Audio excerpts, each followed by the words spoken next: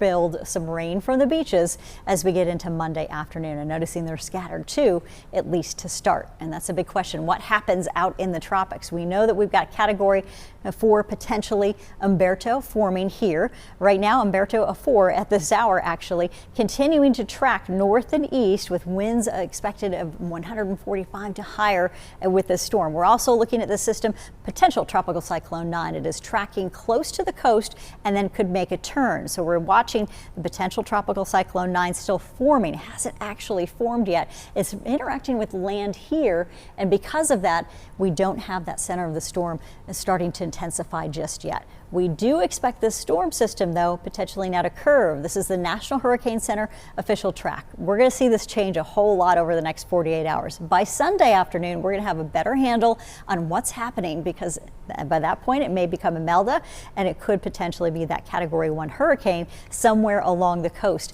off the coast of Daytona Beach, and interacting with this storm also to the east, which we're calling Hurricane Humberto, right? So we've got Imelda and Humberto that'll be working together in the Atlantic. It will cause a lot of travel problems out there for folks. We're expecting the tropical cyclone heat potential to still be in a favorable zone for what is 9 right now that could become Imelda. So this is one of the reasons it has a chance to really strengthen very quickly.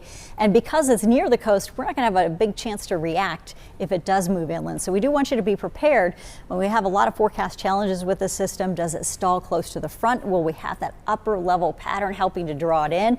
Landfall for either system really uncertain. We could see more impacts though in Bermuda from, of course, Humberto. Strength of Imelda and the forward speed will have a lot to do with where it ends up. If it's moving a little bit faster, it could actually be drawn up with our upper level wind and end up inland. And how long will Imelda have over the water? Will it sit there and have a chance to really intensify long enough to do enough of a problem for us in terms of damage with winds and rain?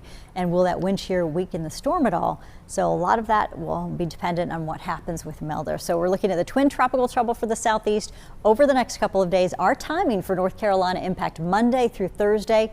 We're talking about at least breezy conditions inland and some rain that could be heavy, 3 to 5 inches if we see the system coming in south of us. Right now, partly cloudy skies expected on Sunday for a lot of folks, and that's going to be your nicest day over the next several days. We even have rain chances lingering through Thursday, but some drier conditions possible by next Friday, all dependent on what happens in the tropics through middle of next week.